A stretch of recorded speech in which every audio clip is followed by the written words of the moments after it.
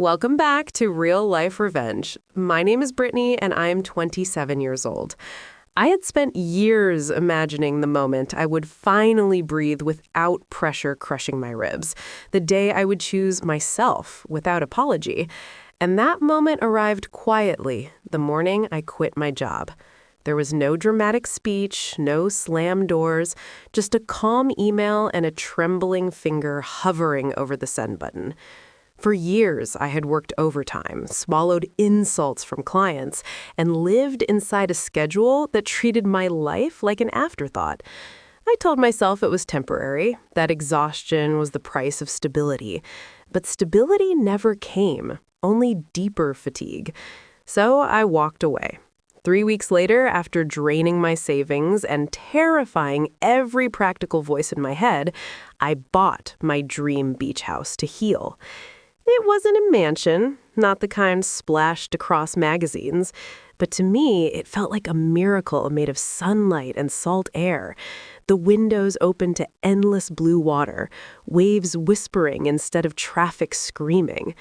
The first evening, I sat barefoot on the wooden deck, watching the horizon melt into gold, feeling something unfamiliar, peace without conditions. That night, just as I began to believe I had escaped the noise of my past, my phone rang. My mother's name lit the screen, and a knot instantly formed in my stomach. I almost ignored it, but guilt is a stubborn habit. I answered. She didn't greet me. She didn't ask how I was. Her voice carried the same authority it always had, the tone that assumed my compliance before I spoke. "We're moving in tomorrow. Your dad said it's fine." For a second, my mind refused to process the sentence. The words floated there, absurd and heavy. I just froze. The room suddenly felt smaller, the air tighter, as if the ocean itself had retreated. I managed a weak, confused laugh, thinking it had to be a joke. But silence answered me. Then she even added, colder, sharper, "If you don't like it, you can find somewhere else." The audacity of it hit like a physical blow. This was my house, my risk. My fragile attempt at rebuilding a life that had never truly belonged to me, yet somehow, in her mind, it was already theirs. My hand shook so badly, I had to grip the edge of the kitchen counter. Old emotions rushed back. Anger, disbelief, that familiar childhood helplessness. Growing up, my parents had always treated my achievements like communal property. My scholarships were family victories. My salary was family support. My boundaries were inconveniences. Distance had not changed their expectations. It had only delayed them. I could hear my father faintly in the background, not speaking, just existing as silent reinforcement. That hurt more than if he had argued. I should have protested. I should have shouted. Instead, years of conditioning forced politeness into my voice. I asked questions I already knew the answers to. How long? Why? What about my space? My mother brushed everything aside with casual entitlement, speaking of my home like a vacation rental they had booked. When the call ended, the house that had felt like sanctuary minutes earlier now felt invaded, contaminated by the weight of their arrival. I paced the living room for hours, rage and panic wrestling inside me. Selling the house was impossible. Letting them take over was unthinkable. Every scenario left me cornered. But beneath the fear, something else began to form. A slow, steady clarity. For the first time in my life, I wasn't trapped in their house, under their roof, dependent on their approval. This time, the ground was mine, the rules were mine, and suddenly, the trembling stopped. The anxiety hardened into resolve. If they wanted to claim my peace, they would have to confront a version of me they had never met. By dawn, my shock had transformed into a plan. I replayed my mother's words, "We're moving in tomorrow," over and over, not as a threat, but as a countdown. They expected obedience, accommodation, surrender. They expected the same Brittany who bent, who adjusted, who sacrificed. They had no idea how much I had changed, how much silence had taught me. As sunlight flooded the room, I stood at the window, staring at the waves rolling endlessly forward, unstoppable, unapologetic. My parents believed they were arriving to occupy my home. In reality, they were walking directly into a lesson years in the making. My hand shook, but I smiled. I prepared a surprise for their arrival. Morning arrived wrapped in a deceptive calm, the kind that makes everything look harmless just before something irreversible happens. I woke early, not from anxiety, but from a strange electric focus. The plan I had shaped through the night sat firmly in my mind, clear and immovable. There would be no screaming match, no emotional explosion my parents could twist into proof of my instability. This would be precise, controlled, unforgettable. I moved through the house slowly, deliberately, as if preparing a stage. Every object had a purpose now. Every detail mattered. By the time the sun climbed over the water, painting the waves in liquid gold, my beach house no longer felt like a retreat. It felt like a courtroom without a judge, a place where truth would finally speak without interruption. My parents arrived exactly as my mother had promised, their SUV rolling into the driveway with the confidence of people who believed they were expected. I watched from the window, heart steady, hands no longer trembling. My mother stepped out first, scanning the property with open satisfaction, already treating it as hers. My father followed, carrying that same passive expression he had worn my entire life.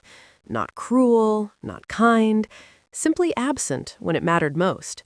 They didn't knock. Of course they didn't. My mother pushed the door open and entered like a victor crossing a finish line. "Brittany, you really should have cleaned the entryway," she called out, her voice echoing through my home. Criticism arriving before affection, as always. I greeted them with a calm smile that immediately unsettled her. She expected resistance or forced enthusiasm, not composure. That was the first crack. "Before anything else," I said evenly, "I prepared something for you." Curiosity flickered across her face, quickly replaced by suspicion. My father shifted uncomfortably, but said nothing. I led them into the living room, where 3 thick folders rested neatly on the table. The sight alone changed the air. My mother's expression tightened. Paperwork had never meant anything pleasant in our family unless it benefited them. "What is this?" she demanded. "Receipts," I answered. "Agreements, records, everything connected to the last 10 years of my life." Confusion gave way to irritation. She laughed dismissively, waving a hand. "Oh, please, Brittany, don't start with drama. We just drove for hours." But I didn't react. I simply opened the first folder and slid it toward her. Inside were pages upon pages, bank transfers, loan repayments, utility bills, medical expenses, insurance coverage, even documented conversations, numbers, dates, evidence. The color drained from her face as understanding slowly replaced arrogance. My father leaned closer, eyes narrowing. Silence spread heavily through the room. I tracked every financial favor. Every time I was told family helps family, I said, my voice steady, almost detached. Every rent payment, every emergency, every time my independence was postponed for your comfort. My mother's composure fractured. "Are you seriously trying to bill your parents?" "I'm establishing boundaries," I corrected, "legally and permanently." Then came the second part of the surprise. I placed a single sheet of paper on top of the folders, a formal document, a short-term rental agreement, their names already printed. My mother stared at it, disbelieving, battling fury. "You said you were moving in," I continued, "but this is my house. No one lives here without my terms. If you stay as tenants." Temporary, conditional, respectful. The explosion I had expected finally came. My mother's voice rose, sharp and incredulous, accusations pouring out. Selfish, ungrateful, ridiculous. The familiar arsenal of guilt and outrage. But something extraordinary happened. For the first time, her words had nowhere to land. They no longer controlled anything. The house, the situation, me. My father, usually silent, spoke at last, his voice strained. "Brittany, this is extreme." "No," I replied quietly. "What was extreme was assuming you could take my life whenever it suited you." The confrontation stretched painfully, reality pressing against expectations that refused to collapse gracefully. My mother's anger eventually gave way to something rarer, uncertainty. She looked around the room, not with ownership, but with the dawning recognition of exclusion. They had arrived believing authority traveled with them. Instead, they had encountered a closed system they could not dominate.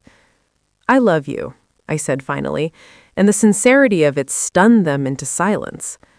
But love without respect is just control wearing a kinder mask. That ends here.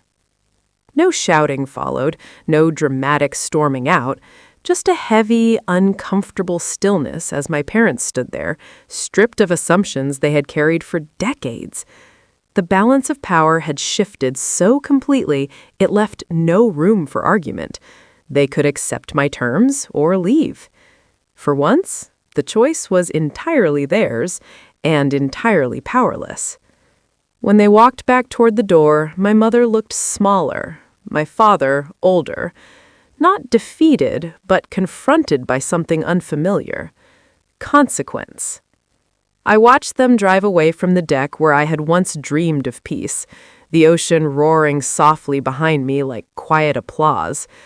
The fear that had defined my life for so long dissolved into something lighter, stronger. Certainty. Some victories are loud, explosive, cinematic. Mine was silent, precise, and far more devastating. Because the welcome I prepared was not revenge, not cruelty, not rage. It was independence, documented and undeniable.